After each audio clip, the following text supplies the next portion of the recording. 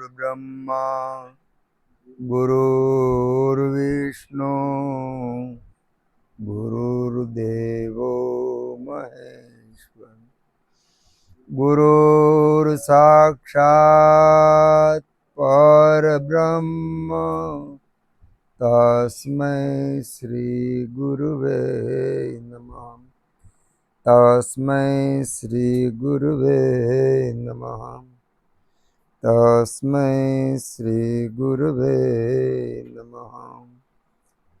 धीर धैर्यात्मादि विज्ञानम मनोदोष औषधम परम। मनना दोषोनु उत्तम उत्तम औषध आ छे धी धैर्य અને આત્માદિ વિજ્ઞાન। ધી બુદ્ધિ, બુદ્ધિમાં આપણે વિવેક ઉપર થોડી વાતો કરી હતી। ધૈર્ય એટલે ધીરજ। સામાન્ય રીતે આપણે પ્રકૃતિની અંદર મોટા ભાગના પ્રશ્નોનું સમાધાન સમય હોય છે। ઘણા બધા પ્રશ્નો એવા છે જેનું સમાધાન એનું ચિકિત્સા સમય હોય છે। સમયે ઓટોમેટિક એનું પરિણામ આવે તો એનું ઓહડ નથી કહેતા કે ભાઈ અમુક રોગનું ઓહડ દાડા, અમુક સમય જાય એટલે એ રોગ જતો રહે। દાખલા તરીકે તાવ આવતો હોય, તાવમાં આપણને ભૂખ ન લાગે, ન ખાય તો 3, 5 કે 7 કે 11 દિવસે તાવ જતો રહે। પછી એક બીજી કહેવત છે દુઃખનું ઓહડ દાડા।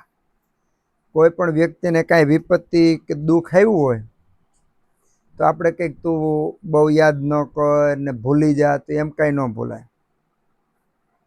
કોઈનો પતિ મરી ગયો હોય, કોઈનો પુત્ર મરી ગયો હોય, કોઈની પત્ની મરી ગઈ હોય, કોઈને ધંધામાં બહુ મોટી ખોટ ગઈ હોય, કોઈને બીજા આઘાત લાગ્યા હોય, તો આવી વ્યક્તિને જેમ જેમ સમય પસાર થતો જાય એમ ધીમે ધીમે ધીમે ધીમે એની અસર ઓછી થતી જાય અને નોર્મલ સ્થિતિમાં આવી જાય।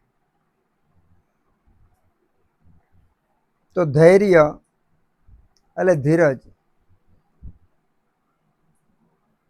આપણને ધીરજ રાખવાનું શનૈ ધર્મ, શનૈ વિદ્યા, શનૈ અર્થ, શનૈ શનિ, આમાં બધામાં ધીરજ રાખવાનું કીધું। વિદ્યા મેળવવામાં ઉતાવળ નહીં કરવાની, રસ્તો કાપવામાં ઉતાવળ નહીં કરવાની। આપણે ક્યાંક જવું હોય 50 કિલોમીટર જવાનું, બહુ સ્પીડથી દોડવા માંડો તો એટલા બધા થાકી જાઓ કે પછીના કિલોમીટર નહીં ચાલી શકાય। શનૈ પંથા, એક ગુજરાતીમાં એક કહેવત છે કે વેતી ગધેડી 100 ગાવ ચાલે। ગધેડીની સ્પીડ ધીમી હોય, ઘોડા જેટલી ન હોય, પણ ધીમે ધીમે ધીમે ધીમે સતત ચાલે એટલે ઘણું બધું અંતર કાપી જાય। તો ધીરજ ઘણા બધા દુઃખોનું ઓહડ છે, ઘણા બધા દુઃખોનું ઓહડ છે। માની લો કોઈ વ્યક્તિ ક્રોધમાં આવી અને કંઈક વર્તન કરી ગયું, આપણે ધીરજ રાખી, સ્થિર મન કરીને ઊભા રહ્યા તો થોડોક સમય થાય ત્યારે બધું શમી જાય અને બોલનાર વ્યક્તિને ખુદને પસ્તાવો થાય। ઝાડા ઉલટી આપણને થયા તો ઝાડા ઉલટી થવાના ઘણા બધા કારણો છે। અજીર્ણને કારણે થાય, પછી અજીર્ણને કારણે સંગ્રહણી હોય તો એના કારણે થાય, ગ્રહણીને કારણે થાય, આમ ઘણા બધા કારણો છે। પણ માની લો કે આમા જીર્ણને કારણે હોય, ફૂડ પોઈઝનિંગને કારણે હોય, તો એ ઝાડા થાય તો જેવું બધું આમ બધું શરીરમાંથી નીકળી જાય એટલે ઝાડા ઓટોમેટિક બંધ થઈ જાય। એટલે શારીરિક અને માનસિક, શારીરિક રોગોમાં પણ ધીરજ રાખવાની, માનસિક રોગોમાં પણ ધીરજ રાખવાની।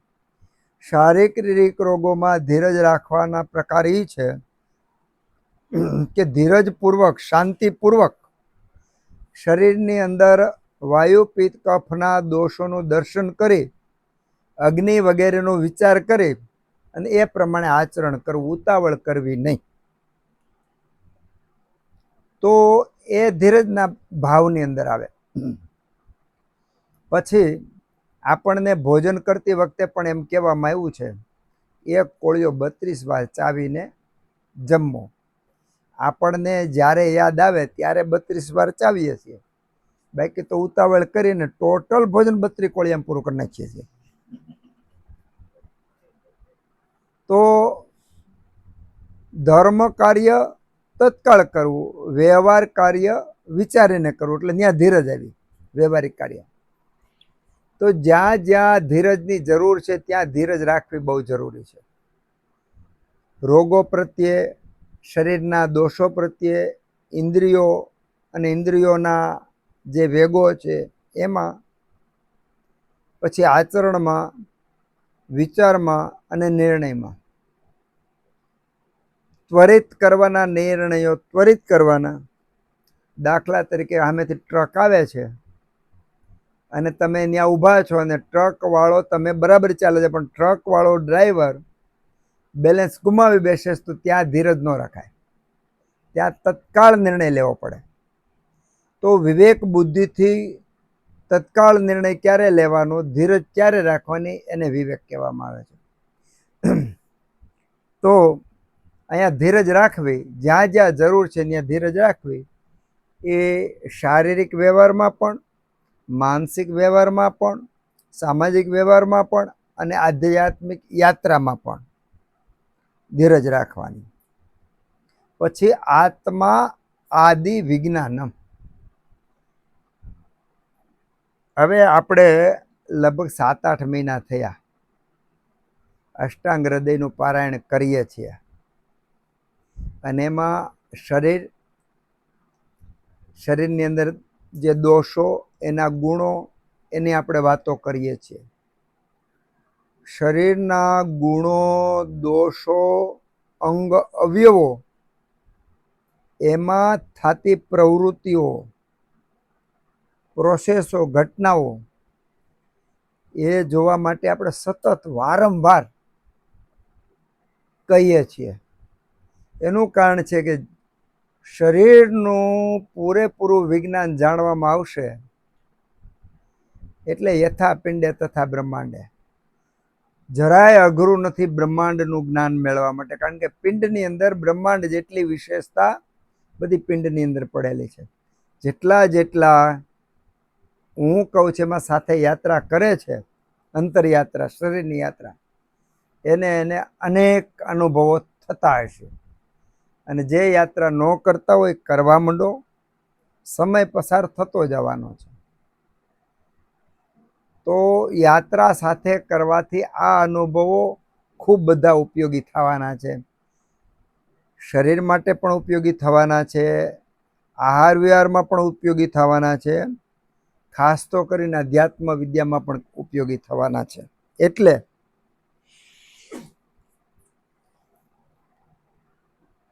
શરીરનું જ્ઞાન વ્યવસ્થિત હોય, શરીરની યાત્રા વ્યવસ્થિત કરી શકીએ એના માટે મન, વિચાર, આત્મા, એની ઉપર કાર્ય કરવું સહેલું થઈ જાય. કોઈ વ્યક્તિ સીધે સીધો વિચાર, મન અને આત્મા ઉપર કામ કરવા માંડે તો એ ભ્રમમાં પડે. એને જે દેખાતી હોય, જે ઘટના હોય, ઘટનાનું વાસ્તવિકતાને બદલે પોતાને ભ્રમ ઊભો થાય કે ભાઈ મને આ સ્થિતિનું જ્ઞાન થઈ ગયું, મને આ સ્થિતિ આવી ગઈ, પરમાત્મા આવા છે, આત્મા આવા છે. એમાં મોટા ભાગનાને ભ્રમ ઉત્પન્ન થાય, કારણ કે જે યાત્રા પોતે કરેલી નથી, આગળનું ખેડાણ કરેલું નથી, એવી વ્યક્તિને સાચું દર્શન ન થઈ શકે.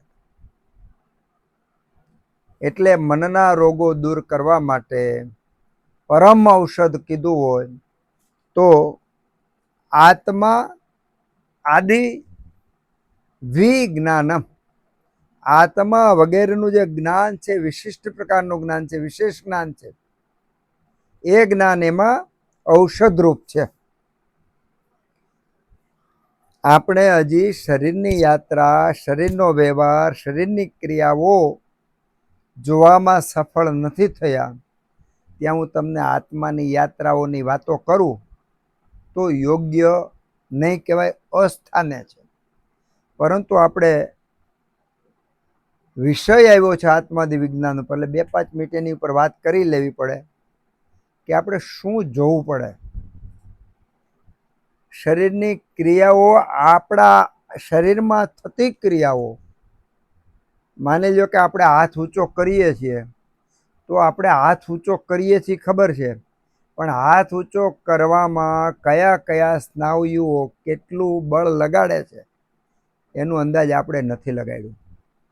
આંખોનો પલકારો મારીએ તો પાપણ પટપટાવે છે, ત્યારે પાપણ પટપટાવાનું કારણ શું, નિમેષ ઉન્મેષનું કારણ શું, અને એ સમય દરમિયાન કયા કયા સ્નાયુઓ કામ કરે છે, અને મગજ દ્વારા કયા પ્રકારના સંદેશાઓ મળે છે કે જેના કારણે આ ક્રિયાઓ થાય છે. આપણું ગમન કરવું એટલે કે ચાલવું, ઊભું રહેવું, બેસવું, ભૂખ લાગવું, મળ પ્રવૃત્તિ આદિ વેગો, અને એનું આ બધાની પાછળ કોઈ કારણ છે, અને કારણને જાણવા માટે, સમજવા માટે, જ્ઞાન મેળવવા માટે યાત્રાઓ જરૂર છે, શરીરની અંદર ઉતરવું જરૂર છે. દરેકનું કારણ આપણને માની લ્યો કે ખંજવાળ આવી આપણને, તો ખંજવાળ શા માટે આવી, કઈ એવી પ્રોસેસ થઈ કે આપણા શરીરમાં, દાખલા તરીકે મને ખંભે ખંજવાળ આવી તો એવી કઈ પ્રોસેસ થઈ કે બાકીનું શરીર નોર્મલ છે ને અહીંયા ખંજવાળ આવી છે. અને શરીરમાં ઘણીવાર તમને એવું થાય, સૂતા હોય કે બેઠા હોય સ્થિરથી, ત્યારે કે શરીરના કોઈ એકાદા અવયવ જ સભાન હોય, બાકીના અવયવ છે એમાં જાણે કે કોઈ સર્ક્યુલેશન ચાલતો ન હોય એવી સ્થિતિ હોય. આપણે ધ્યાનમાં બેઠા હોય, સ્થિર થઈને બેઠા હોય, 15 મિનિટ, 30 મિનિટ, કલાક બેહો, કોઈ જાણે કે માઇન્ડલેસ બોડી, આપણા શરીરનું જાણે કે એક પૂતળું હોય એવો આપણે અનુભવ કરીએ છીએ. ત્યારે આપણને આશ્ચર્ય થાય કે શરીરનું આપણાથી આટલું બધું જુદાપણું હોવું, એ તો યાત્રા કરી ત્યારે ખબર પડે. તો શરીરનું જ્ઞાન મેળવવું પહેલાં જરૂરી છે. અવયવો, કર્મ ઇન્દ્રિયો, જ્ઞાન ઇન્દ્રિયો, એનું જ્ઞાન મેળવવું. જ્ઞાન યાને કે અનુભવમાંથી પસાર થયેલી જે વાત છે એને જ્ઞાન શબ્દ આપણે બોલીએ છીએ. શબ્દનું જ્ઞાન નહીં. શબ્દનું જ્ઞાન તો બહુ બધા આપણા શાસ્ત્રોમાં બતાવેલું છે, અને એકબીજા કથાકારો પણ ખૂબ બધી વાતો કરે છે. એને પંડિતાઈ શબ્દ આપણે વાપરીશું કે અહીંયા શબ્દોનું જ્ઞાન મળે છે. શબ્દોના જ્ઞાનથી શરીર, ઇન્દ્રિયો અને આત્મા એના સુધી પહોંચી નહીં શકે. પહોંચવાનો કદાચ રસ્તો મળે, કદાચ શબ્દ બોલું છું, કારણ કે શબ્દોના જ્ઞાનનું કોઈ મહત્વ નથી. એક શબ્દ સીધે સીધું ચાલવા માંડો, એ જ ઉપાય છે. એટલે આ શરીરનું જ્ઞાન અને ઇન્દ્રિયોનું જ્ઞાન, કાનનું સાંભળવું, કાનમાં અવાજ અથડાવો, એનું કર્ણ ઇન્દ્રિયમાં જે એનો મગજ સુધીનો સંદેશો એ પહોંચવો, મગજમાં સંદેશો પહોંચ્યા પછી જે શબ્દ સંભળાય છે એનું અર્થઘટન કરવું, એ અર્થઘટન કરી અને એ જ વખતે બુદ્ધિ દ્વારા, યાને કે આપણા મનના દ્વારા બુદ્ધિને હાજર રાખી આગળના અનુભવો, સંસ્કારો, અનુમાનો વગેરે દ્વારા એ શબ્દનો નિર્ણય કરવો અને એ નિર્ણય કર્યા પછી એમાં શરીર, મન કે ઇન્દ્રિયોને પ્રવૃત્ત કરાવવું. આટલી પ્રોસેસ એક નાના કાર્યમાં થઈ રહી છે. બધી ઇન્દ્રિયોમાં આ ઘટના ઘટી રહી છે. તો આ જ્ઞાન પણ મેળવવાની અહીંયા વાત છે. જ્યારે આ યાત્રા આપણે કરીશું, આ જ્ઞાન આપણને મળશે, ત્યારે શરીર, મન, ઇન્દ્રિયોની જે આનંદ છે, આપણે એક નિજાનંદ શબ્દ છે. નિજાનંદ શબ્દ છે. નિજાનંદ કેવો હોય? નિજ એટલે પોતે, આનંદ એટલે એમાં ક્યાંય દુઃખ જ નહીં, રાગ દ્વેષની કાંઈ નહીં, ખાલી આનંદ જ. શબ્દો સાંભળ્યા છે. અત્યારે આપણે આનંદ કોને કહીએ છીએ? કે આપણી પાસે સાયકલ હતી અને આપણે મોટરસાયકલ લીધું નવું, તેને આપણે આનંદ થયો એવું કહીએ છીએ. મકાન ભાડે હતું અને ઘરનું મકાન લીધું, બહુ આનંદ, મજા આવી, એને આપણે આનંદ કહીએ છીએ. ભૂખ લાગે છે અને મન ભાવતું જમવાનું મળે છે, એને આપણે આનંદ કહીએ છીએ. આ તો ક્ષણિક આનંદ છે. એ ક્ષણિક આનંદ છે, બાહ્ય વસ્તુ ઉપર આધારિત છે. કાળક્રમે એ આનંદ જતો રહેવાનો છે અને જિજ્ઞાસાની વ્યાખ્યા બદલાતી જવાની છે. જ્યારે અહીંયા આપણે જે વાત કરીએ છીએ એ નિજાનંદ શબ્દ એવો છે કે જેમાં નિજ એટલે પોતાનામાંથી જ પોતે આનંદ મેળવે છે. આપણી પાસે ખૂબ બધા એવા સ્ત્રોત છે આપણા શરીરમાં, મનમાં, બધામાં એટલા સ્ત્રોત છે આનંદના કે અખૂટ, કોઈ દી આનંદ ખૂટે એમ જ નથી. પણ આપણને એની કળા આવડતી હોય તો. કળા ન આવડતી હોય, માની લ્યો કે મોબાઈલ છે, જે લોકો અત્યારે યુવાનો છે એ લોકો મોબાઈલના એટલા પારંગત હોય છે કે એટલું બધું એને આવડતું, તો અમારા જેવા તો આશ્ચર્ય થાય. અમને મોબાઈલનો અડધો ટકો વાપરતા આવડતું હોય, 50,000નો મોબાઈલ પાસે, પણ એનો અડધો ટકો વાપરતા ન આવડતું હોય. જ્યારે અત્યારે યુવાનો એટલા હોશિયાર છે કે એ લોકો કેટલું બધું મોબાઈલમાં જાણે છે. તો જે લોકો જાણકાર છે એ લોકોને મોબાઈલનો ઉપયોગ અને મોબાઈલનું મહત્વ એ ખબર હોય. જે લોકોને મોબાઈલના જ્ઞાન નથી, એને ફોન આવે, ફોન કરે, બહુ થાય ફોટા પાડે અને એનાથી આગળ જઈને વિડીયા જોવાય, એનાથી વિશેષ કાંઈ કરી શકે નહીં. તો મોબાઈલની અંદર બહુ બધા ફંક્શનો છે. આ ફંક્શનો વાપરવા માટે છે, ઉપયોગ કરવા માટે છે, પણ ઉપયોગ બધા કરતા નથી. ઘણા ગાંઠિયા વ્યક્તિ ઉપયોગ કરે છે ને મને એવું લાગે છે કે વધુમાં વધુ મોબાઈલની અંદર જે ફંક્શન એમાંથી 10% ઉપયોગ કરે છે. જે બુદ્ધિશાળી છે, જેને બહુ ખબર પડે એ મોબાઈલનો 10% ઉપયોગ કરે છે. અમારે જેવા તો પોઈન્ટમાં જાય. એનો અર્થ એવો થયો કે આપણને જે સાધન આપ્યું છે એ સાધનનો ઉપયોગ કરતા આવડે તો જ સાધનનું મૂલ્ય થાય ને તો જ એમાંથી આપણે સફળતા કે કંઈ ઉપાર્જન કરી શકીએ. એક ખેડૂત છે, એના હાથમાં ત્રિકમ હોય તો સારામાં સારી રીતે ત્રિકમનો ઉપયોગ કરી અને ખેતી વગેરે કરી શકે. એ જ ત્રિકમ જે ખેતી કોઈ દી જાણતો નથી એવા બ્રાહ્મણ કે વણિકને જો ત્રિકમ આપવામાં આવે તો એના માટે ત્રિકમ ભારરૂપ છે, કારણ કે એને ત્રિકમનું જ્ઞાન નથી, એનો અનુભવ નથી. તો જે વસ્તુનું જ્ઞાન હોય, જેનો ઉપયોગ કરતા આવડતું હોય, તો એમાંથી નવું નવું નિર્માણ થઈને એમાંથી આનંદ થાય. આપણી પાસે પૂરું શરીર આપ્યું છે, જ્ઞાનેન્દ્રિયો શબ્દ આપ્યો, ઇન્દ્રિયોમાં જ્ઞાનેન્દ્રિયો આપ્યું છે કે જેમાં વિશેષ કરી અને જ્ઞાનની આપણે અનુભૂતિ કરી શકીએ છીએ. જ્ઞાનેન્દ્રિયો સાથે સાથે આપણને મન આપ્યું. મન આપ્યું, એમાં મનના પણ ખૂબ બધા વિભાગો છે અને આ બધું તો છે, પણ સાથે સાથે આત્મા શબ્દ પણ આવ્યો, આત્મા વગેરેનું જ્ઞાન. હવે આ વાત તો અત્યારે આપણે જે અભ્યાસ કરી છે એના લેવલમાં અસ્થાને કહેવાય. કારણ કે આપણે શીખતા શીખતા શીખતા જ્યારે આત્મા ઉપર આપણે શીખીશું ત્યારે આત્મા, એના કાર્યો, એના ગુણો, એની સત્તા, એ બધું વિશેષ સમજી શકીશું. પણ અહીંયા આપણે ધી, ધૈર્ય, આત્મા આદિ વિજ્ઞાનમ, આ 3 વસ્તુ છે એ મનના દોષનું, મનના રોગો દૂર કરવાનું ઉત્તમમાં ઉત્તમ ઔષધ છે. તો ઇન્દ્રિયો અને શરીરનું જ્ઞાન,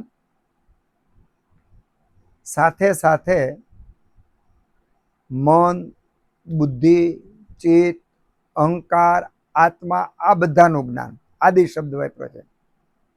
તો આનું જ્ઞાન આપણને ક્યાંથી મળે? તો એનું જ્ઞાન સામાન્ય રીતે આપણા દર્શન શાસ્ત્રોમાંથી મળે. જે લોકો અનુભવી છે એવા વ્યક્તિ પાસેથી બેસીને સત્સંગ કરવાથી મળે. જે એવા શાસ્ત્રો છે કે જેને આ લોકોએ પોતાના અનુભવથી વિવરણ કરેલું છે એમાંથી મળે. ગીતા જેવા મહાન ગ્રંથ, એમાંથી આપણને દિશા સૂચન મળે. તો આ જ્ઞાન મેળવવા યત કિંચિત કોઈ પણ માર્ગે પ્રયત્ન કરવો અને આ જ્ઞાન મળે એ જ મનના રોગોનું ઉત્તમમાં ઉત્તમ ઔષધ છે. આપણે આને આગળ એવી વાત આવી હતી કે અત્યારે જે મનોચિકિત્સકો છે એ સારી રીતે પરિણામ નથી આપી શકતા. એનું કારણ શું છે? કે ધૈર્ય, આત્મા આદિ, આ બધાનું જે જ્ઞાન હોય એ ચિકિત્સકને ખુદને હોવું જોઈએ, ખુદની એમાં યાત્રા હોવી જોઈએ અને ખુદ એનો અનુભવી હોવો જોઈએ, તો તમને માર્ગદર્શન કરી શકે.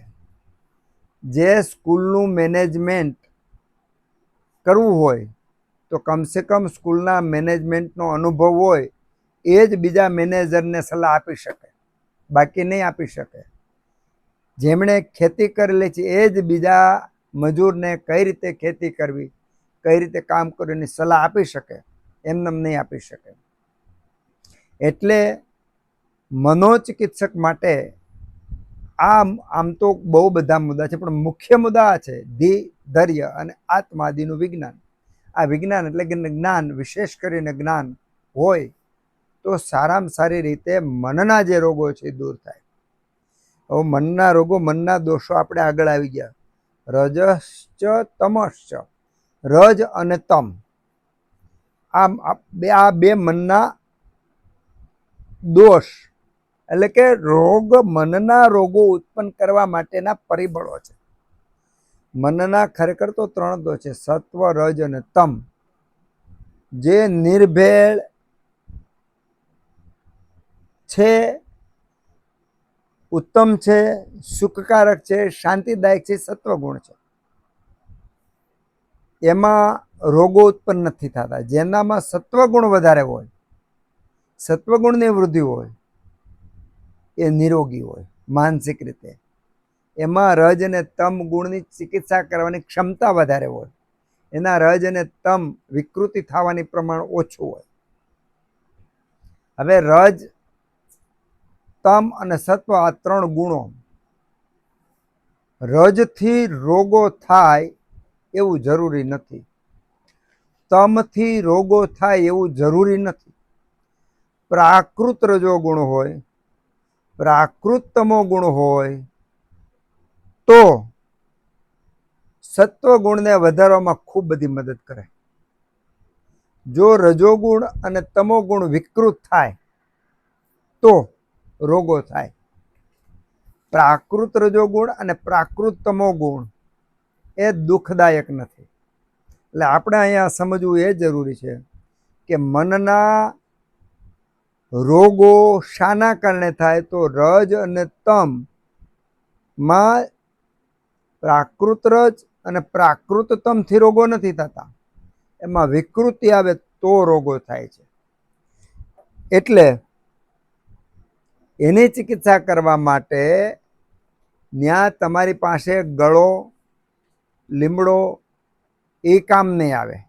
આવશે તો ક્યારે આવશે કામ? કે મનના દોષોની અસર શરીરના વાયુ પિત્ત કફના દોષોમાં અસર થઈ જાય ત્યારે એ કામ આવશે. મારે અત્યારે એક દર્દી ગઈકાલે જ હતું, એના ફાધરનું એમણે એવું વર્ણન કર્યું, એને ભૂખ નથી લાગતી, બેચેની, નબળાઈ, થાક, શ્વાસ, ગભરામણ, કમરનો દુખાવો, નેગેટિવિટી, ઊંઘના, સતત જેટલી દુનિયાના તકલીફ છે બધી તકલીફ હોય બેનને છે. ઉંમર લગભગ 18-20 વર્ષ છે, બધી તકલીફ હોય એને. જોઈને આપણને દીન એટલે ગરીબડું ચહેરો લાગે, આંખો એકદમ ગરીબડી લાગે, દીન લાગે. તો હિસ્ટ્રીમાં મેં કીધું, ભાઈ બેન તને કેટલા સમયથી તકલીફ છે? તો કે 14 વર્ષથી તકલીફ છે. હવે 14 વર્ષથી તકલીફ છે તો મેં 14 વર્ષ પહેલા મને કે કાંઈ વાંધો નહોતો. 14 વર્ષ પહેલા બિલકુલ તકલીફ નથી. મેં કીધું 14 વર્ષથી તકલીફ થઈ તો આ જે તકલીફ થઈ એની પેલા કાંઈ તકલીફ નહોતી, તો વચ્ચે શું એવું બન્યું કે જેના કારણે તને તકલીફ થઈ? બેન રડવા માંડી કે મારી નજર સામે મારા ફાધરનું હાફ મર્ડર કરવામાં, હાફ મર્ડર પૂરેપૂરા મારી ન નાખ્યા, એની નજર સામે એને મારવાનો પૂરેપૂરો પ્રયત્ન કરો, એ વલોપાત કરતા હોય, જે કાંઈ આપણે વિચારીએ એ બધી ઘટનાઓ એની નજર સામે બની. ત્યાર પછીથી ભય અંદર ખૂબ પેસી ગયો, ભયભીત થઈ ગઈ એ બેન. એના કારણે અરુચિ, શરીરમાં ભોજનમાં બિલકુલ અરુચિ, દુનિયામાં અરુચિ, બધી અરુચિ થઈ ગઈ, બધી ઇન્દ્રિયોમાં અરુચિ થઈ ગઈ. અને પરિણામે ખોરાક ઘટ્યો, રસ ધાતુ ઘટી, શોખો ઘટ્યા, આળસ આવવા માંડી. તો એના પરિણામે શરીરમાં વર્ષોથી હેરાન થાય છે. તો અહીંયા રોગ ક્યાંથી આવ્યો? એક ઘટના ઘટી, એનો મનને આઘાત લાગ્યો. જે આઘાત લાગ્યો એના પરિણામે એ શરીરની અંદર વાયુ પિત્ત કફમાં અસર થઈ. શરૂઆતમાં તો એ આઘાત માત્ર મન પૂરતો જ હોય, વિચાર પૂરતો જ હોય છે, પણ એ વિચાર પ્રબળ થાય એટલે તરત જ પછી વાયુ પિત્ત અને કફની સાથે ભળી અને ત્યાં રોગો ઉત્પન્ન કરે. તો મનના રોગો શરીરના દોષોને ઇમ્બેલેન્સ કરી અને મનના રોગોને કારણે શરીરના રોગો થાય છે. શરીરના દોષોનું ઇમ્બેલેન્સ થવાને કારણે શરીરના રોગોને કારણે મનના રોગો થાય છે. તો મનના રોગોની જેનું કારણ હોય, કારણ જ્યાં સુધી દૂર કરવામાં નહીં આવે ત્યાં સુધી રોગ દૂર થવાનો નથી. શરીરના રોગનું કારણ વાયુ પિત્ત કફ વગેરે હોય, એમાં માની લો કે એસિડિટી હોય ને ખાટું ખારું તીખું બહુ ખાતા હોય તો એ એનું નિદાન કહેવાય.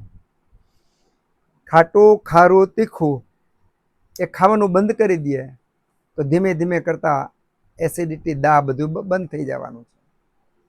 પણ મનનો જે રોગ થયો એનું જે કારણ છે એ કારણ જેવી રીતે તમે શરીરનું કારણ દૂર કરો એવી રીતે કારણ દૂર નહીં કરી શકો. મૂળ વાત આ કરવાની છે કે શરીરના રોગોનું જે કારણ છે, કારણ એટલે કે નિદાન, જે નિદાન છે એને પરિવર્જન તમે કરી શકો છો. પણ મનના રોગોમાં એક ઘટના ઘટી ગઈ, એ ઘટના ફરીવાર પાછી વર્ષમાં તમે લાવી નથી શકવાના, તો શું કરવાનું? તો ત્યાં ધૈર્ય અને આત્માદી વિજ્ઞાનની જો જ્ઞાન હોય તો એમાં પાછું ફરી શકાય. એમાં બે રીત છે. એક તો જે વ્યક્તિ આ યાત્રા કરે છે એ વ્યક્તિ આની સારામાં સારી ઊંચામાં ઊંચી રીતે કાર્ય કરી શકે છે, દર્દીને સાજા કરી શકે છે. એક વ્યક્તિ પોતે આની અંદર રોગાકૃત છે, તો એમણે પોતાના પ્રયત્નોથી સત્વ વગેરેને બળવાન બનાવી એવા રસ્તે ચાલવાનું જેના કારણે એનું મન પાવરફુલ થાય. આત્માની અજર છે, અમર છે, આત્મા કોઈ દી મરતો નથી, એ ભીંજાતો નથી, એને કોઈ બાળી શકતું નથી. તો આત્મા, મન, ઇન્દ્રિયો, શરીર એના વિભાગ કરી શકે, એની સત્તા નક્કી કરે, તો ખબર પડી જાય કે ભાઈ આ જે આઘાત લાગે છે એ સુપરફિશિયલ છે. અંદર આપણને જે આઘાત આપણને લાગ્યા એ આપણું કાચી કેરીમાં જેવી રીતે છાલ, ગર્ભ અને ગોટલી એક છે, જ્યાં સુધી પાકે નહીં ત્યાં સુધી છૂટા પડતા નથી. નાળિયેર પાકી અને પાણી શોષાઈ જાય, બળી ન જાય ત્યાં સુધી કાચલી નાળિયેરની જે શેષ છે એ એક જીવ હોય છે. એમ જ્ઞાન દ્વારા આ આત્મા વગેરેનું જ્ઞાન જ્યારે પામે ત્યારે રજ અને તમ એના વિજ્ઞાનને જાણે, પછી રોગ થવાના કારણને જાણે અને એનો ઉપાય કરી શકે. તો મનના રોગો દૂર કરવા માટેના ધૈર્ય અને આત્મા વગેરેનું જે જ્ઞાન છે એ મેળવવાનું. અને આ જ્ઞાન આપણને વૈદિક ગ્રંથોમાં, દર્શન શાસ્ત્રોમાં, જે આના અનુભવી જ્ઞાનીઓ છે એવા વ્યક્તિઓ પાસેથી બેસવાથી આ જ્ઞાન મળે. વિશેષ સંવાદ કરવાથી કોઈ મન છે, વિચાર છે, બુદ્ધિ છે, એને એક ઉપર ખૂબ બધા મિત્રો ભેગા બેસી અને સંવાદ કરે, પ્રશ્નોત્તરી કરે, તો જે જ્ઞાનની ઉપલબ્ધિ થાય છે એ જ્ઞાન દ્વારા ધીમે ધીમે કરતાં આપણે આત્મા વગેરેનું જ્ઞાન મેળવી શકીએ છીએ. ધ્યાન, સાધના, પ્રાણાયામ વગેરે દ્વારા પ્રત્યક્ષ રીતે આપણે જ્ઞાન મેળવી શકીએ છીએ. શબ્દોનું આમાં બહુ મહત્વ નથી, સાથે કામ કરવું પડે, યાત્રા કરવી પડે. તો અહીંયા આપણે આટલી જ વાત કરી અને આગળ ચાલીશું, કારણ કે ત્રણેય વિષય, ધૈર્ય અને આત્માદિ વિજ્ઞાન, ત્રણેય વિષય બહુ મોટા છે અને આપણે આપણી રીતે એ યાત્રાઓ દ્વારા જ્ઞાન મેળવીશું. સમય અને સંજોગો મળશે ત્યારે આની ઉપર વિશેષ ચર્ચા કરીશું. ધૈર્યાત્માદિ વિજ્ઞાનમ મનોદોષ ઔષધમ પરમ. મનના દોષોનું પરમમાં પરમ ઔષધ હોય તો આ છે. હવે બીજું કે જ્યારે આપણને મનના રોગો થાય છે ત્યારે ઘણી બધી વખત આપણે માનતા માનીએ છીએ કે ભાઈ 11 ગુરુવાર કેટલાય વખત પૂનમ ભરીએ, તો આ બધી એની ચિકિત્સા જ છે. તમે 11 ગુરુવાર માની લો કે કોઈ મંદિરે દર્શન કરવા જાઓ, 11 ગુરુવાર કોઈ ગુરુના કે દેવતાઓના દર્શને, તો 11 ગુરુવાર સુધી તમે સમય પસાર કર્યો, આસ્થા, શ્રદ્ધા, વિશ્વાસ રાખીને. એ સમય દરમિયાન મનને વિશ્વાસ, એક આધાર મળ્યો. આધાર મળ્યો એક વાત છે, સમય પસાર થયો બીજી વાત છે. ધીમે ધીમે મનની સ્મૃતિમાંથી પેલી ઘટના ઓછી થતી ગઈ. સાથે સાથે શરીરના વાયુપિત્ત કફમાં શરીર પોતાની રીતે એનું બેલેન્સ કરતું ગયું, એટલે રોગો ઓટોમેટિક ઓછા થવા માંડે અથવા એનો તમને ઉપાય મળે. તો ભારતની અંદર જે આ આધ્યાત્મિક પરંપરા છે, જે ઉપવાસ છે, વ્રત છે, સપ્તાહ છે, એટલે કે પારાયણ ને કથા છે, સમૂહ ભોજન છે, સમૂહમાં ઉત્સવો છે, એક સમાજની રચના છે, ભારતની મૂળભૂત શિક્ષણની જે વ્યવસ્થા છે, એ બધું શરીર અને મન, એમાં રોગો ઉત્પન્ન જ ન થાય.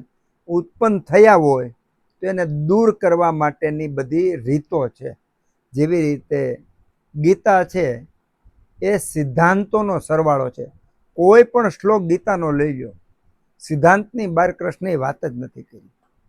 એણે કોઈ ધર્મ ભગવાન વિશે બીજું નથી, એણે સિદ્ધાંતો જ કીધા છે.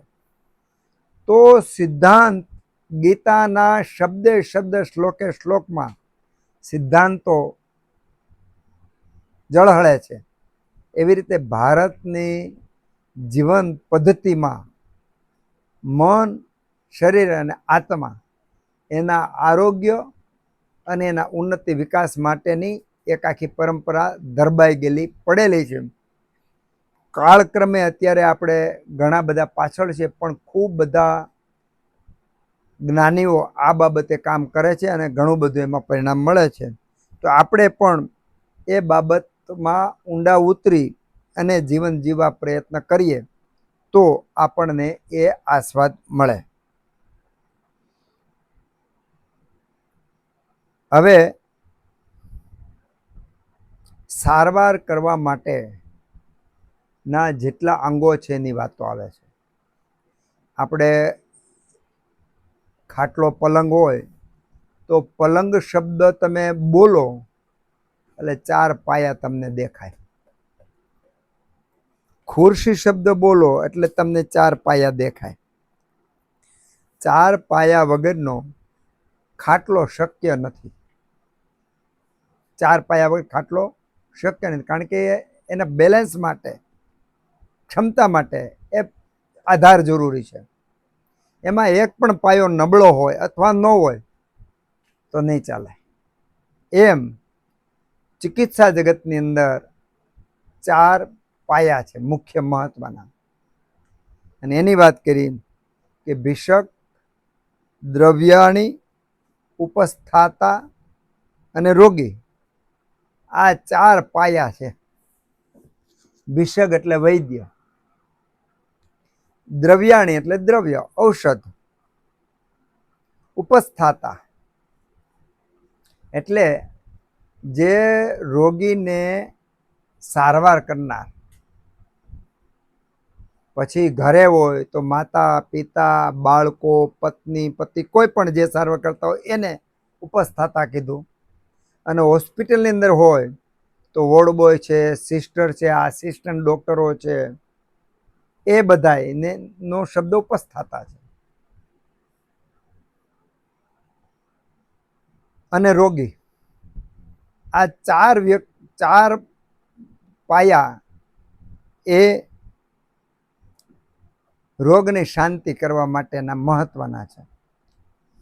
તો રોગ કોને લાગ્યો છે? રોગીને. રોગ કોની અંદર છે? રોગીમાં છે. રોગીની અંદર રહેલો રોગ દૂર કરવા માટે 4 પાયા છે. રોગીની અંદર રોગ દૂર કરવા માટે ભિષગ, દ્રવ્યાણી, ઉપસ્થાતા અને રોગી. ભિષકને તો આપણે સમજ્યા, વૈદ્યને તો સમજ્યા કે ચિકિત્સક હોય એની જરૂર તો છે, તો આપણે સમજ્યા. દ્રવ્યાણી એટલે કે ઔષધ, ઘી, દૂધ, છાશ, રોટલી, ભાખરી, આમળા, હરડે, બેડા, કૈશોર ગુગલું, કાંચનાર ગુગલું, આસવ, અરિષ્ટ વગેરે વગેરે. તો દ્રવ્યાણી એ બધા દ્રવ્યો. ઉપસ્થાતા એટલે કે દર્દીને દવા આપવાનું, પરેજી પાળવાનું, એને જરૂર પડતો મદદ કરવાનું, શરીર અને મન બંનેને યોગ્ય સમયે યોગ્ય રીતે કાર્ય કરે એના માટેની સલાહ, સૂચન, મદદ, હૂફ, પ્રેમ જે કાંઈ આપવાનું એ કાર્ય ઉપસ્થાતાનું. આ 3 તો સમજ્યા, પણ 4થું મહત્વનું અંગ પણ રોગી છે. એટલે તમને પ્રશ્ન થવો જોઈએ કે રોગીની અંદર રોગ છે, રોગીની અંદર રોગ છે, એને દૂર કરવો છે. તો એલા 3 સિવાય રોગીનું નામ સ્થાન શા માટે લીધું? રોગી શા માટે મહત્વનો છે? નહીં તો આપણે કામ કોનાથી કરવાનું? 3 વ્યક્તિ કરવાનું. કોની ઉપર કરવાનું? રોગી ઉપર કરવાનું. તો રોગીને મહત્વનું અંગ શા માટે કીધું એની વાતો આપણે આમાં જોઈશું. ખરેખર તો રોગીને લેવો ન જોઈએ, કારણ કે ઓલા 3 કરી શકવા જોઈએ, પણ રોગીને લીધો કે રોગી પણ મહત્વનો છે. તો હવે જોઈએ એટલે આપણને ખ્યાલ આવશે કે આ ચારે ચાર જે અંગ છે એ ચારે ચાર અંગમાં કોમા કોમા કેટલો છે. અને અત્યારે આપણે વિવરણ બહુ શોર્ટમાં જોઈશું, કારણ કે લગભગ 8-10 મહિના થયા, અષ્ટાંગ હૃદયનો પહેલો અધ્યાય આપણે હજી પૂરો થયો નથી. એટલે હું એવું સમજુ છું કે તમે પણ થોડું થોડું હોમવર્ક બધા કરશો કે જેના કારણે આપણે આગલા પ્રકરણો પર પણ વિચાર કરી શકાય. જ્યાં જરૂર હશે ત્યાં આપણે વિશેષ વાતો કરીશું, પણ મને એવું લાગશે કે આ આપણે સમજી શકાય એવું છે, તમે બીજેથી વાંચી શકશો, તો એને આપણે શોર્ટમાં લઈ લઈશું. તો એના કારણે શું થાય કે બીજા વિષયો પર આપણે કામ કરી શકીએ. વિષદ્રવ્યાણી ઉપસ્થાતા રોગી પાદ ચતુષ્ટયમ ચિકિત્સિતસ્ય નિર્દિષ્ટમ પ્રત્યેકમ તત્ચતુર્ગુણમ.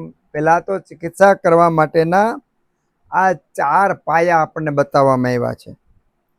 હવે 4 તો આપ્યા, પણ ચારેના 4 બીજા ગુણો આપ્યા છે. માની લો કે ભિષગના 4 બીજા, દ્રવ્યના 4, ઉપસ્થાતાના 4 અને રોગીના 4 ગુણો. તો કોનામાં કેવા ગુણ હોવા જોઈએ? તો 16 ગુણ. 4 ગુણ આ 4 આ વ્યક્તિ, ચારેના 4 ગુણ, 16 ગુણ સંપન્ન હોય, 16 ગુણ બરાબર હોય તો રોગ દૂર થાય. હવે વિચાર કરી લ્યો. હવે આ જોવું ને ત્યારે આપણને ખબર પડશે કે બધા દર્દીઓ સાજા શા માટે નથી થતા. વિષક દ્રવ્યાણી ઉપસ્થાતા રોગી પાદ ચતુષ્ટયમ ચિકિત્સિતસ્ય નિર્દિષ્ટમ પ્રત્યેકમ તત્ ચતુર્ગુણમ. બધાએ 4 ગુણો વાળા છે. હવે વૈદ્યના 4 ગુણો.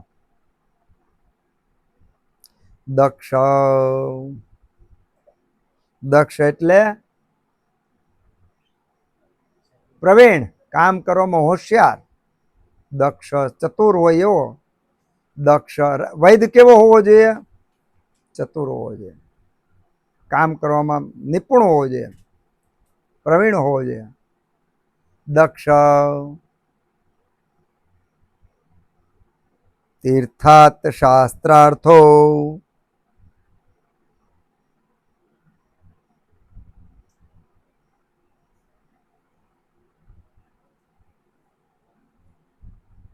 તીર્થાત શાસ્ત્રાર્થો. તીર્થાત એટલે જેમણે ગુરુ પાસેથી સમ્યક જેવું છે એવું આયુર્વેદનું જ્ઞાન મેળવેલું હોય.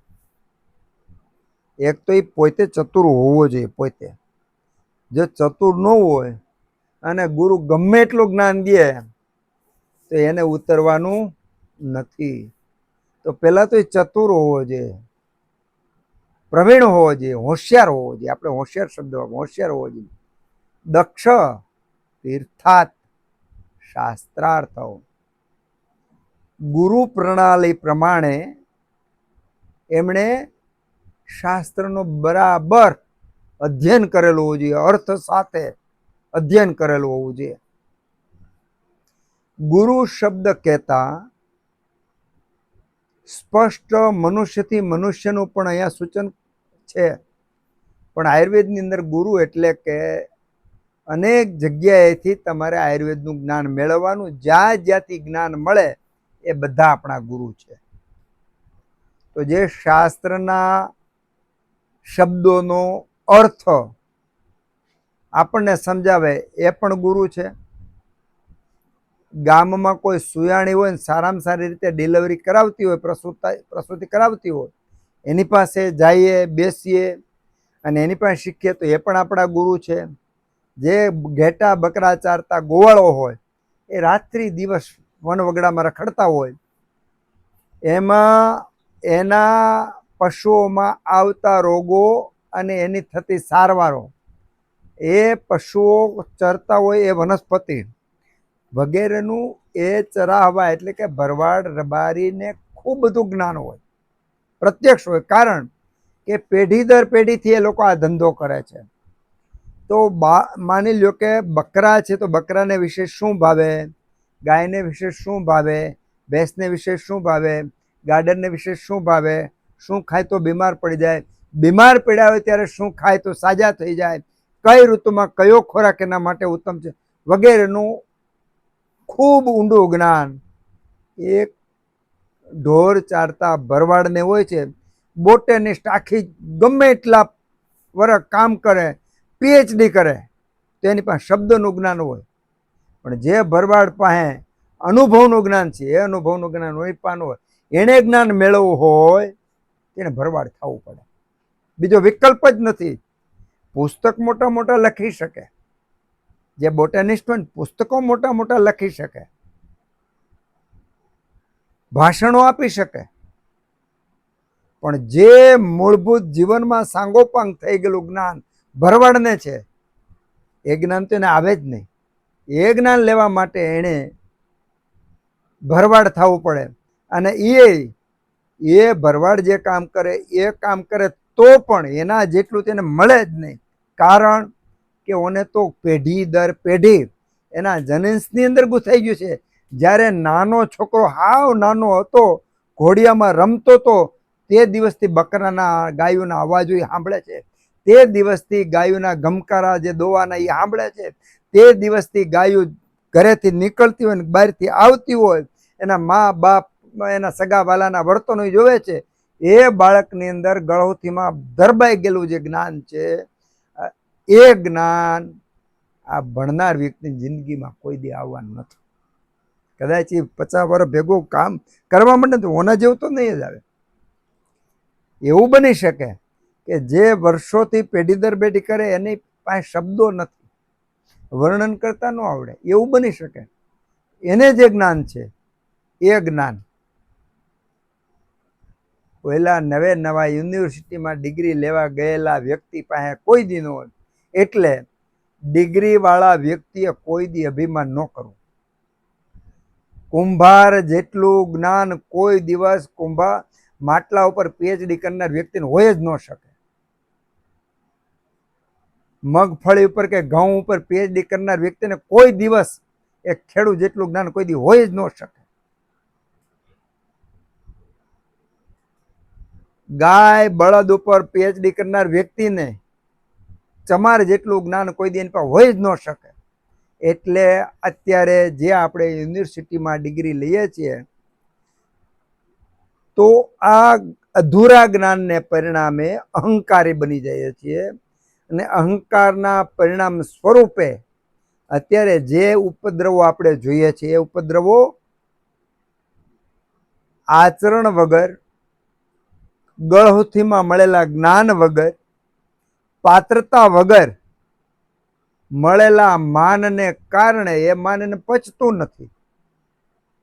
એના ઉપદ્રવ રૂપે એ પોતાનો અહંકાર સંતોષવા માટે જાત જાતના નુસ્ખા કરે છે. વધારે પડતી અત્યારે શિક્ષણ પ્રણાલી, સમાજ વ્યવસ્થા અને નોકરીની વ્યવસ્થા એવી છે કે જેમાં જેની પાસે અનુભવ છે એના કરતાં જેની પાસે ડિગ્રીનું પતાકડું છે એને વધારે મહત્વ આપે છે. એના પરિણામે જે સાચું જ્ઞાન છે એ પ્રકાશમાં નથી આવતું, અને જેની પાસે ચિત્રવાળું જ્ઞાન છે એને હાઇલાઇટ કરવામાં આવે છે. તો અજ્ઞાનીને માન આપવાથી એનો અહંકાર વધે. એવી આજના દિવસમાં કહેવાતા ડિગ્રીધારીઓ બધા પોતાની જાતને જે તે ડિગ્રીના નિષ્ણાંત એ જે ડિગ્રી લીધી છે એ વિષયના નિષ્ણાંત માને છે. એ નહેરું મૂર્ખામી ભર્યું સત્ય છે. મહામૂર્ખ કહી શકાય કે પોતાની જાતને પૂર્ણ માને છે. ઉલટાનું જ્ઞાન એવી વસ્તુ હોય કે જેમ જેમ જ્ઞાન વધતું જાય એમ એમ માણસ નરમ થતો જાય, વિનમ્ર થતો જાય, સમર્પણ થતો જાય. તમે કોઈ દિવસ ખેડૂને વાયડે કરતા નહીં જો એના જ્ઞાનમાં. કુંભારને તમે માટલું ઘડતી વખતે પોતાની હોશિયારીના વખાણ કરતા નહીં જોવો, અને ઘેટા બકરા કે ગાયને ચરાવતા ભરવાડ પાસે તમે અભિમાનની વાતો બહુ કોઈ દી સાંભળશો નહીં.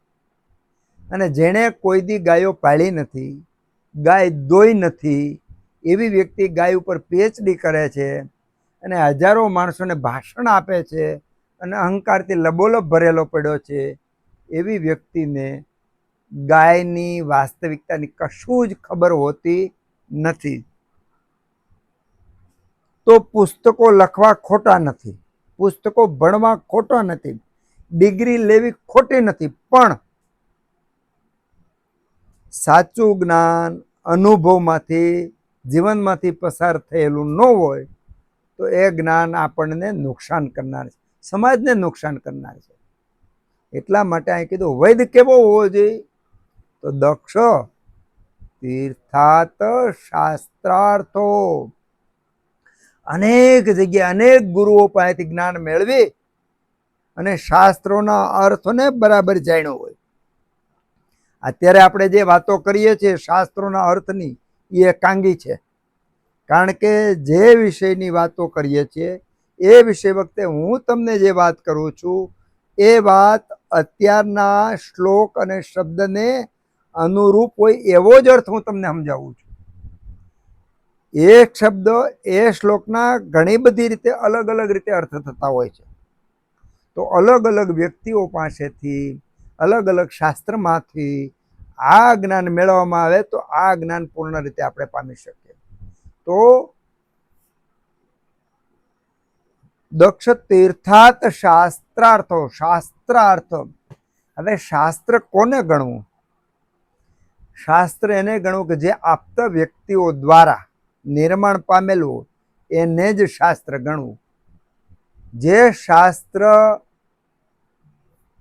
આપ્ત વ્યક્તિ દ્વારા હોય, કે જેમાં શાસ્ત્રના નિર્માણમાં એક પણ પ્રકારનો સ્વાર્થનો અંશ પણ ન હોય, માત્ર ને માત્ર કરુણા રૂપે જ જે શાસ્ત્રનો ઉદ્ભવ થયો હોય, જે જ્ઞાનનો ઉદ્ભવ થયો હોય અને જે જ્ઞાન જે પ્રવાહમાં થયું છે એ જ્ઞાન સમાજ સુધી પહોંચાડવા માટેની કરુણા હોય એનામાં, એવી વ્યક્તિને આપ્ત કહેવાય.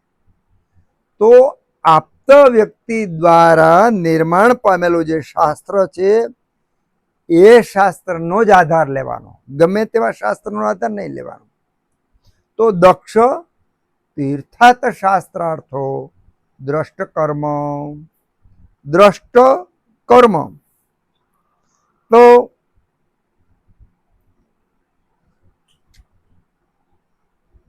દ્રષ્ટ એટલે જોયેલું, કર્મ એટલે કાર્ય.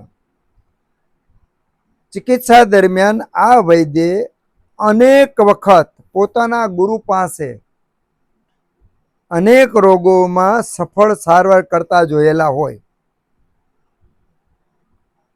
સાંભળેલા હોય અને પોતે એમાં પ્રવૃત્ત થયેલો હોય, ઇન્વોલ્વ થયેલો હોય એવો વૈદ.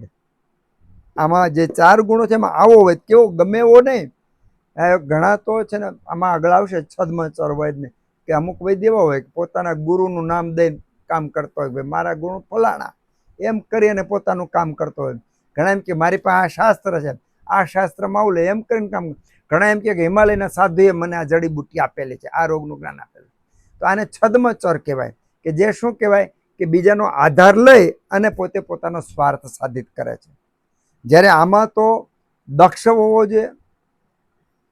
શાસ્ત્રાર્થ તીર્થાત શાસ્ત્રાર્થ, ગુરુઓ પાસેથી શાસ્ત્રોના અર્થો વગેરે બરાબરનું સમજેલો હોવો જોઈએ. દ્રષ્ટ, અનેક વખત કાર્યો કરેલા જોયા હોવો જોઈએ અને એના કર્મમાં ખુદ પોતે પ્રવૃત્ત થયેલો હોવો જોઈએ. દ્રષ્ટ કર્મ. શુચિ, શુચિ એટલે પવિત્ર, મન, બુદ્ધિ, વાણી અને શરીરથી પવિત્ર હોવો જોઈએ, આચરણથી પવિત્ર હોવો જોઈએ. આટલા ગુણો વાળો હોય વૈદ, ભૂષક એ વેદ હોય તો એ 4 ગુણ સંપન્ન કહેવાય. એક પણ ગુણ બરાબર ન હોય તો એ ભીષક યોગ્ય નથી. દક્ષ તીર્થાત શાસ્ત્રાર્થો દ્રષ્ટ કર્મ શુચિર વિષક, આ 4 ગુણ સંપન્ન વૈદ હોવો જોઈએ. તો રોગીના રોગ દૂર કરવા માટે 4 પાયા અને એક પાયાના પાછા 4 પાયા. એમાંનો એક પાયો આ વૈદ્ય. ત્યાર પછી બીજું આવે છે દ્રવ્ય એટલે કે ઔષધ. તો ઔષધોની અંદર બહુગુણમ બહુકલ્પમ બહુગુણમ સંપન્નમ યોગ્યમ ઔષધમ. ઔષધ કેવું હોવું જોઈએ? તો ઔષધ કેવું હોવું જોઈએ તો આમાં વ્યાખ્યા આપી છે.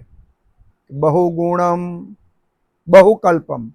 બહુકલ્પમ એટલે એને સીધે સીધા દાખલા તરીકે તુલસીને તમે પાંદડા ખાઈ શકવા જોઈએ, એને લસોટી અને રસ કાઢી શકવા જોઈએ, એને લસોટી એનો કલ્ક બનાવી અને તમને ઉપયોગ થવો જોઈએ, એનો ઉકાળો બનાવીને તમે પી શકવા જોઈએ, એનો આસવ અને અરિષ્ટ બનાવી શકવા જોઈએ, અને ટેબ્લેટ વગેરે બનાવી શકવા જોઈએ. એમ અનેક પ્રકારના એમાંથી બનાવટો તમે કરી શકવા જોઈએ. બહુકલ્પમ ખાલી એક ચૂર્ણ જ નહીં, અલગ અલગ અલગ ઘણા બધા પ્રકારના ઔષધો તમે એમાંથી બનાવી શકો. ઉત્તમમાં ઉત્તમ ઔષધિના લક્ષણો જેમ કેમ કહેતા કે ઉત્તમ વૈદ કેમ તો દક્ષ તીર્થાર્થ શાસ્ત્રાર્થો દ્રષ્ટ કર્મ શુચિર વિષક. આ ઉત્તમ વૈદ એમ ઉત્તમ ઔષધ તેમાં બહુકલ્પમ ઘણી બધી કલ્પનાઓ તમે કરી શકવા જોઈએ. બહુકલ્પમ બહુગુણમ. બહુગુણમ એટલે ઘણા બધા રોગો ઉપર કામ કરી શકવું જોઈએ, ઘણા બધા રોગોને દૂર કરી શકવું જોઈએ એવું ઔષધ હોવું જોઈએ. બહુકલ્પમ બહુગુણમ. જે તાવ મટાડે તો શરીરનો તાવ મટાડે, ભેગો મનનો તાવ પણ મટાડવો જોઈએ. જે ચામડીના રોગો દૂર કરે તો શરીરની નબળાઈ પણ દૂર કરવી જોઈએ. એમ એક ઔષધ જે છે એ બહુકલ્પમ અને બહુગુણમ જાજા બધા રોગો દૂર કરવા જોઈએ. મજા એ છે આયુર્વેદમાં, મજા એ છે કે આ બધા ગુણો મોટાભાગની બધી ઔષધિમાં આપણને મળે છે. જ્યારે ઘણા દાખલા તરીકે પેરાસિટામોલ છે તાવ ઉતારશે પણ બેક્ટેરિયા થયો એનો નાશ નહીં કરે. જ્યારે આ બાજુ તમે ગળો લ્યો તો ગળો તાવય મટાડે, ઝાડાય મટાડે, કબજિયાતે મટાડે, લોહીનો સુધારો કરે, બહુ જાજા બધા કામ કરે. બહુકલ્પમ બહુગુણ બહુ જાજા બધા. લીમડો છે તો લીમડો તમે સેવન કરો તો પિત્તને મટાડે, લોહીના રોગોને મટાડે, ચામડીના રોગોને મટાડે, એસિડિટી મટાડે, મનના બહુ ગુસ્સો આવતો એને બહુ બધા રોગોને લીમડાના છાંયે બેહવાથી ને સુવાથી એમ સેવન કરવાથી પણ ફાયદો થાય છે.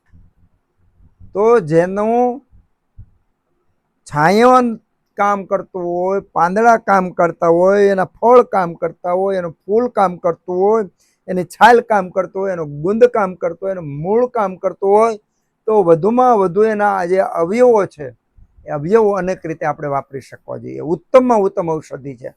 તો ઔષધિના 4 ગુણ ક્યાં છે? તો બહુકલ્પમ બહુગુણમ સંપન્નમ.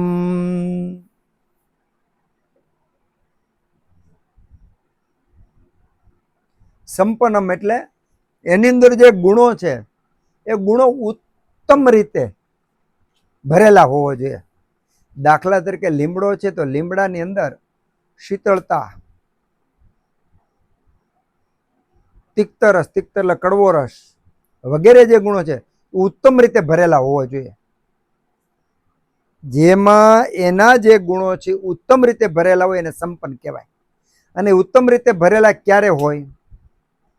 કે યોગ્ય જગ્યાએ એ ઔષધિ ઉગેલી હોય, આજુબાજુમાં સ્મશાન ન હોય કે એવી જગ્યા પવિત્ર જગ્યા હોય જે આજુબાજુના માણસો પણ ભાવથી એની સાથે પૂજા અર્ચના બધું કરતા હોય. આપણે જો ગામડાની અંદર કેટલા બધા વૃક્ષોની પૂજા કરે છે.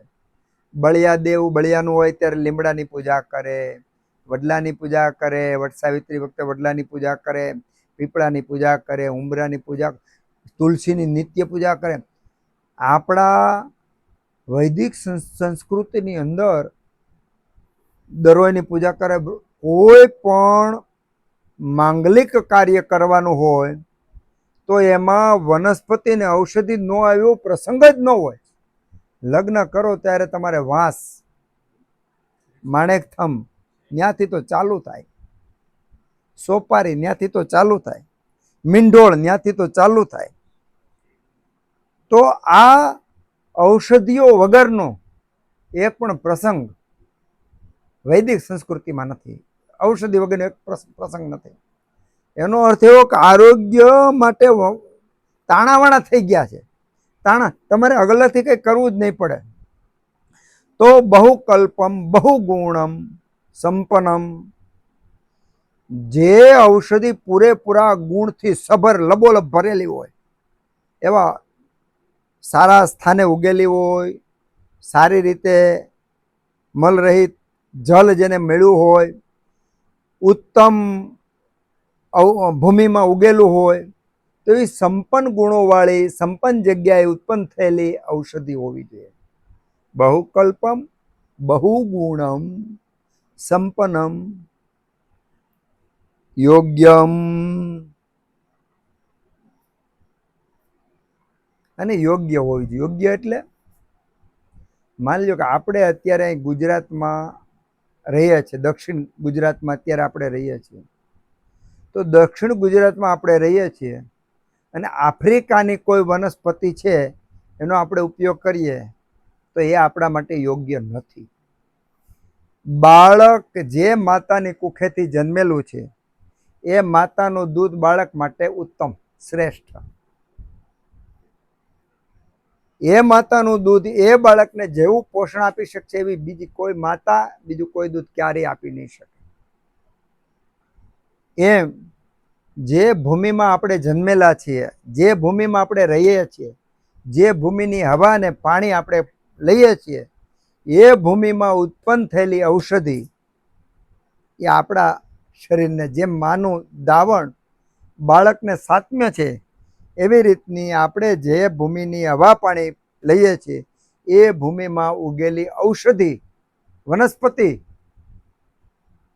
એ એના માટે ઉત્તમ છે.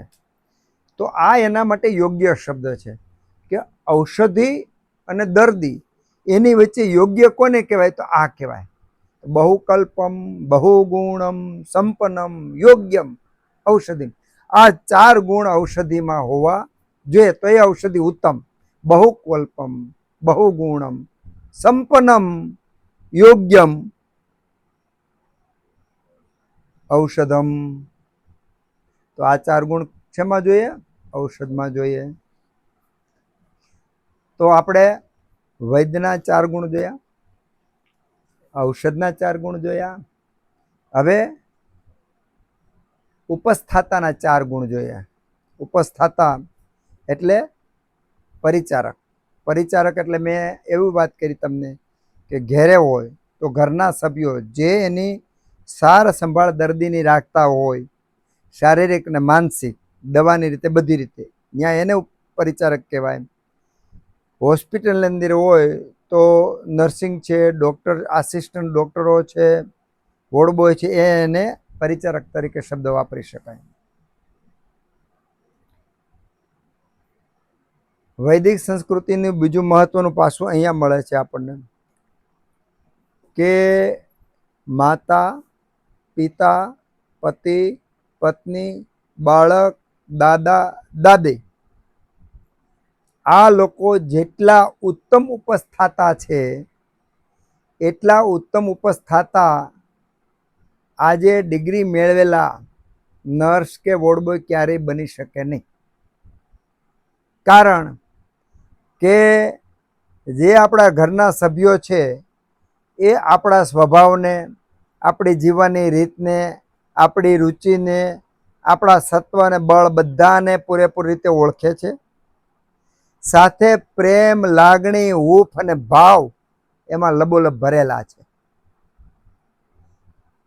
તો એ જે કરશે એટલું પેલા લોકો ક્યારેય નહીં કરી શકે. પણ ટ્રેનિંગ મળવાને કારણે યત્કિંચિત ફિઝિકલ રીતે તો ઘણું બધું એ કામ કરી શકે.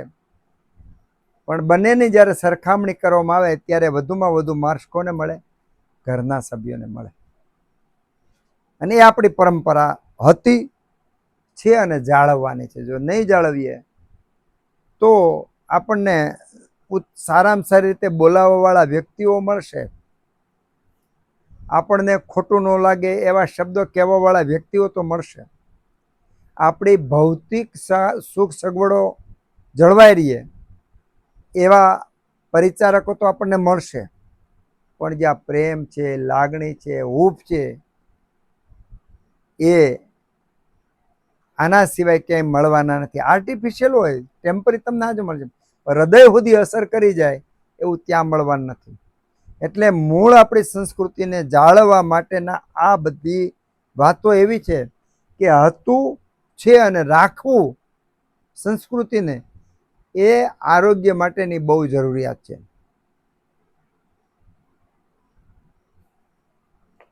તો પરિચારક કેવો હોવો જોઈએ, એના ગુણ કયા? અનુરક્ત, અનુરક્ત, સારવાર કરવાનો કોણ કેવો જોઈએ? અનુરક્ત, એને પ્રેમ હોવો જોઈએ. જે સ્ટાફ હોસ્પિટલમાં કે ઘરમાં જે વ્યક્તિ તમારે દર્દીની સારવાર કરી રહ્યો છે એ પ્રીતિ ને પ્રેમ વાળો હોવો જોઈએ. પણ ફરી વાર હું છેલ્લી વાર કહી દઉં છું, ઘરના સભ્યોમાં જે પ્રેમ મળશે એ અહીંયા નહીં મળે, આર્ટિફિશિયલ મળશે. પહેલી વસ્તુ. હવે ઘણાને એવું થશે કે ઘરવાળા કરતા અહીંયા આપણને વધારે સારું પ્રેમ મળે એવું લાગે છે, પણ અહીંયા તમે દરરોજના 1000, 2000 કે 5000 રૂપિયા આપો છો એટલે પ્રેમ મળે છે. આપવાનું બંધ કરી દો, બીજે દિવસે તમને હોસ્પિટલની બહાર કાઢી મૂકશે. સમજાય છે? કારણ કે ઓલા લોકો ટ્રેનિંગ લીધેલા છે, એને આવું કહેવામાં આવે છે. પણ તમને પૈસાથી વેચાતી સારવાર લ્યો છો, વેચાતી સારવારને કારણે જ્યાં સુધી પૈસા મળશે ત્યાં સુધી તમારી સામે સ્માઇલ આવશે. જેવું પૈસા બંધ કરો ત્યાં સ્માઇલ બંધ થઈ જશે. તો એને પ્રેમ નહીં કહી શકાય. અને આ તો પ્રીતિવાળો શબ્દ વાપર્યો છે.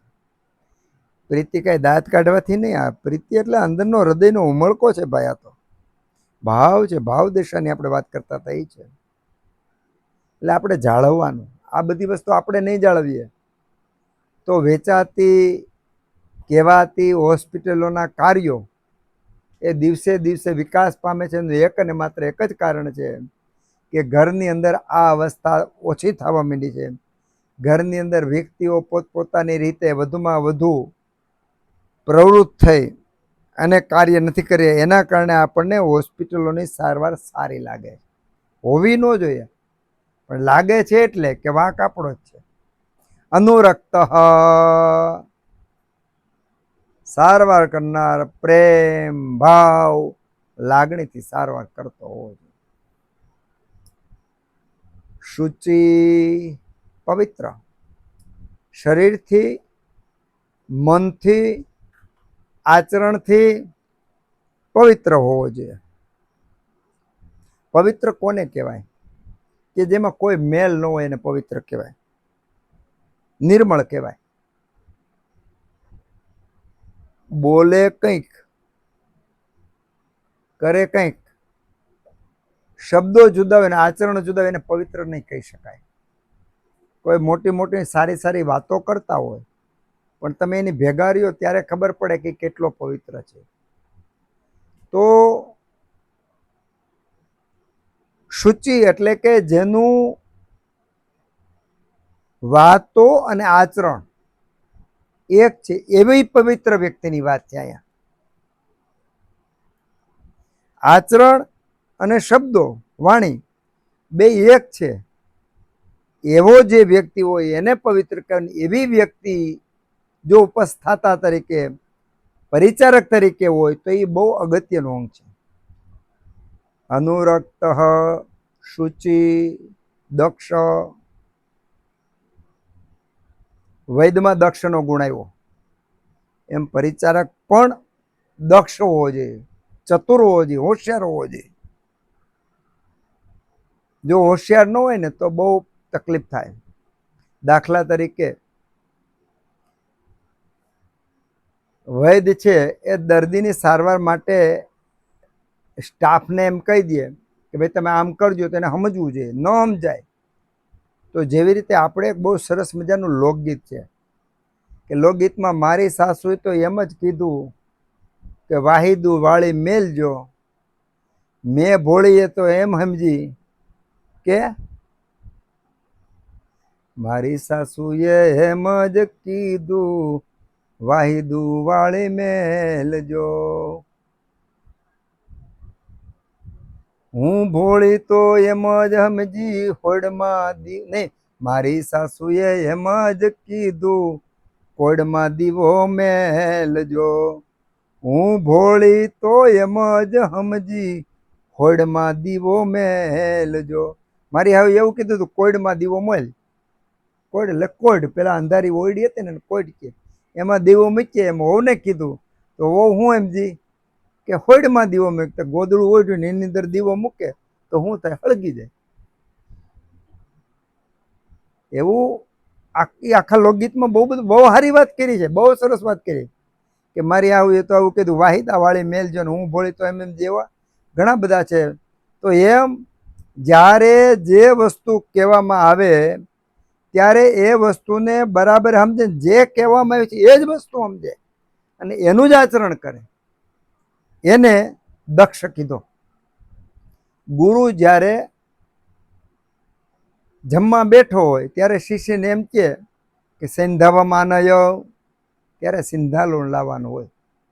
જમવા બેઠો હોય ત્યારે એમ કે સંધાવામાં નય, તો શિષ્ય છે એને સિંધાલુણ આપવું જોઈએ, કારણ કે જમતી વખતે સિંધાલુણ જરૂર હોય. પણ એ જ ગુરુ જ્યારે ગામ બહાર જવું હોય એને તો એમ કે સંધાવામાં નય, ત્યારે સિંધાલુણ નહીં જવાનું. સંધાવ એટલે ઘોડો થાય, સંધાવ એટલે મીઠું, સંધાવ એટલે ઘોડો.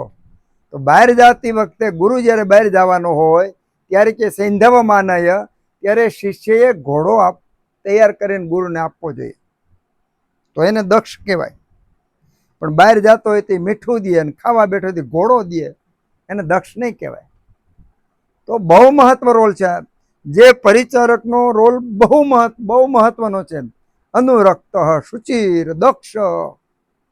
શુચિ પવિત્ર હોવો જોઈએ, દક્ષ હોવો જોઈએ. વૈદ્ય જેમ દક્ષ હોવો જોઈએ એમ આ દક્ષ હોવો જોઈએ, બહુ ચતુર હોવો જોઈએ. ખાલી વૈદ્યના ઈશારા પ્રમાણે આમ કરી નાખે તો એને ખ્યાલ આવી જવો જોઈએ.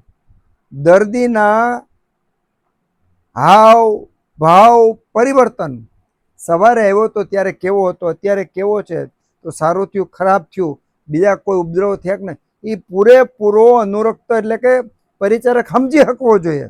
એ સમજી શકવો જોઈએ અને વૈદ્યની પાસે રજૂ કરી શકવો જોઈએ અને વૈદ્યની કીધેલી વાત પૂરેપૂરી ફરીવાર પર ફોલો કરી અને પરિચારકની સારવાર કરવો જોઈએ. દક્ષ, અનુરક્ત, શુચિર, દક્ષ. બુદ્ધિમાન, પાછો એ બુદ્ધિશાળી હોવો જોઈએ, બુદ્ધિ વગરનો નહીં ચાલે. આ 4 ગુણો હોય એ પરિચારક ઉત્તમ. તો 4 ગુણ વૈદ્યના, 4 ગુણ પરિચારકના અને 4 ગુણ ઔષધના. જો વૈદ્યના 4 ગુણ ક્યાં? દક્ષ, તીર્થાત, શાસ્ત્રાર્થો, દ્રષ્ટ, કર્મ, શુચિર, વિષક. આ 4 ગુણ વૈદ્યના. પછી બહુકલ્પમ, બહુગુણમ, સંપન્નમ, યોગ્યમ, ઔષધમ. આ 4 ગુણ કોના? ઔષધના. અનુરક્ત, શુચિર, દક્ષો. અનુરક્ત, શુચિર, દક્ષ, બુદ્ધિમાન, પરિચારક. આ 4 ગુણ કોના? પરિચારકના, ઉપસ્થાતાના. અને હવે 4 ગુણ રોગીના. હવે મેં નહોતું કીધું કે રોગીની શું જરૂર પડે ભાઈ? રોગીને તો રોગ દૂર કરવા છે, પણ જરૂર પડે. કેવું કીધું? આઢ્યો રોગી, વિષગવશ્ય, જ્ઞાપક, સત્વવાનપી. રોગી કેવો હોવો જોઈએ? આઢ્ય. આઢ્ય એટલે પૈસાવાળો હોવો જોઈએ. મેં ન કીધું તમે હોસ્પિટલમાં જાઓ, જેવા પૈસા આપતા બંધ કરો એટલે સ્માઇલ બંધ થઈ જશે. આઢિયેલ પૈસાવાળો જો પોતાના રોગ માટે જેટલી ઔષધિની જરૂર છે એ ઔષધનું પોતે ખર્ચ કરી શકે એવો હોવો જોઈએ. આઢિયો એ ખર્ચ કરી શકવાને સક્ષમ હોવો જોઈએ. તો આઢિયો, પછી ભિષક વશ્યક ભિષક એટલે વૈદ, એને વશ હોવો જોઈએ. જેવી રીતે વૈદ કે એ પ્રમાણે જ કરવો જોઈએ. એમ કે ભાઈ તમારે મગના પાણી પર 7 દી રહેવાનું છે, માથે પાઘડી બાંધ્યા વગર બહાર જવાનું નથી, કાનમાં રૂ રાખવાનું છે, પગમાં ચામડાના ચપ્પલ પહેરવાના છે. તો વૈદ જે પ્રમાણે આદેશ કરે એની સૂચનાનું બરાબર પાલન કરનાર હોવો જોઈએ. આઢિયો રોગી ભિષક વશ્ય, ભિષકને 100% વશ હોવો જોઈએ.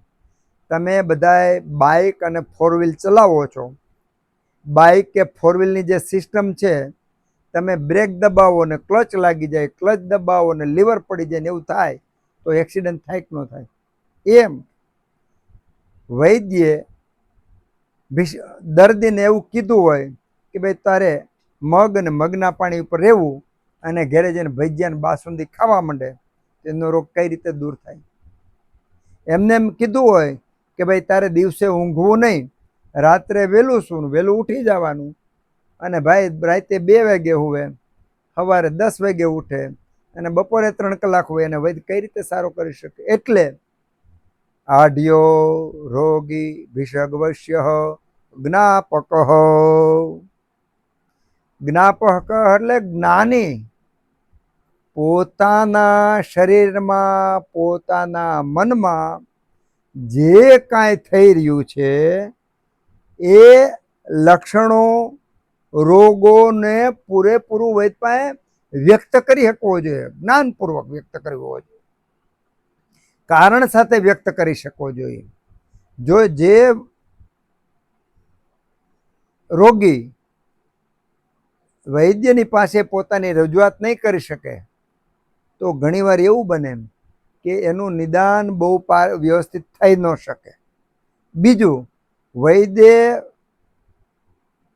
દર્દીને જે ટેકનિક પોતે સાજા રહેવાની શીખવાડવી છે એ જ્ઞાપક દર્દી ન હોય તો ઉત્તમ રીતે શીખી નહીં શકે. કારણ કે બધા વૈદ્યો એવું જ સમજ કરવા માગતા હોય કે દર્દી એકવાર બીમાર પડ્યો અને વૈદ્યની પાસે આવ્યો, વૈદ્યની સારવારથી સારો થયો તો વૈદ્યના જે આયુર્વેદના સિદ્ધાંતો છે એ સિદ્ધાંતોને ગોળી અને દર્દી પી જાય, ભવિષ્યમાં બીમાર જ ન પડે.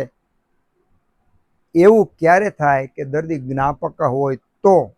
એમ કે ભાઈ તું મગના પાણી પર 7 દી રહે છે, તેને પ્રશ્ન પૂછી શકે કે ભાઈ મને 7 દી મગના પાણી પર શા માટે રાખો છો, મને શું ફાયદો થાય? તમે મને ગળોનો ઉકાળો આપો છો તો શા માટે આપો છો? મને ત્રિફળા આપો છો કે કાચનાર ગુગળું આપો છો તો શા માટે આવે? મને શા પ્રશ્નો જરૂર કરી શકે, પણ એ બુદ્ધિથી, જ્ઞાનથી પોતાના શરીરના જે વ્યવહારો છે એ વૈદ્યને રજૂ કરવા જોઈએ અને જરૂરી ફેરફારો પોતે કરી શકવા જોઈએ. એવો જ્ઞાપક હોવો જોઈએ. આઢિયો રોગી ભિષક વશ્ય જ્ઞાપક સત્વવાન, સત્વશાળી હોવો જોઈએ. સત્વ એટલે શરીરનું સત્વ અને મનનું સત્વ. શરીરનું સત્વ એટલે બળ. હવે આપણે એવું કહીએ કે ભાઈ આપણે વૈરાગી થવું, ભક્તિ કરવી અને દુનિયામાં આસક્તિ ન રાખવી. એના માટે આપણે ઉપવાસ કરી અને ઇન્દ્રિયોને હાવ નિર્બળ બનાવી દઈએ. આંખને જોવાની તેવડ ન હોય, કાનને સાંભળવાની તેવડ ન હોય, જીભને સ્વાદ આવવાની તેવડ ન, એવા લબાડ ઇન્દ્રિયોને કરી નાખીએ અને પછી વૈરાગ આવે, એ વૈરાગ ન કહેવાય. કારણ કે એ તો ઇન્દ્રિયો વિષય ગ્રહણ કરવામાં અશક્તિમાન છે. એટલે તમને ભ્રમ થયો કે મને આસક્તિ જતી રહી છે. પણ આ ઇન્દ્રિયો પાવરફુલ હોય, શરીર પાવરફુલ હોય અને પછી જો આપણે નિગ્રહ કરીએ તો એ નિગ્રહ સાચો. એમ શરીરની અંદર વૈદ્ય જે સારવાર કરવાની છે એવો દર્દી સત્વવાન હોવો જોઈએ. સત્વ એટલે શરીર બરાબર, ઇન્દ્રિયો બધું પાવરફુલ હોવું જોઈએ, શરીરમાં મજબૂત હોવો જોઈએ, યુવાન હોવો જોઈએ, સત્વવાન અને મનથી સત્વ હોવો જોઈએ. પોતાની નિર્ણય શક્તિ, પોતાની સમજણ શક્તિ, પોતાની ધીરજ, આ ગુણોથી સભર હોવો જોઈએ. તો દર્દીના 4 ગુણ: આઢ્યો રોગી ભિષગવશ્ય જ્ઞાપક સત્વવાન. જો 4 ગુણ વૈદ્યના, 4 ગુણ ઔષધના, 4 ગુણ અનુરક્ત એટલે ઉપસ્થાતા એટલે કે પરિચારકના, અને 4 ગુણ રોગીના, 4 એટલે કે 16 ગુણ બરાબર કામ કરતા હોય તો સાધ્ય અને કષ્ટ સાધ્ય રોગ અવશ્ય મટે છે. સાધ્ય અને કષ્ટ સાધ્ય રોગ અવશ્ય મટે છે. અહીંયા સુધી તો બરાબર, કાંઈ વાંધો નથી. 16 માંથી જેટલા ગુણો ઓછા હોય એટલા કારણે દર્દીના રોગ તો એટલા ઓછા મટે છે. સામે નવા રોગો ઉપદ્રવ રૂપે નવા નાક જમા ઉત્પન્ન પણ થઈ શકે છે.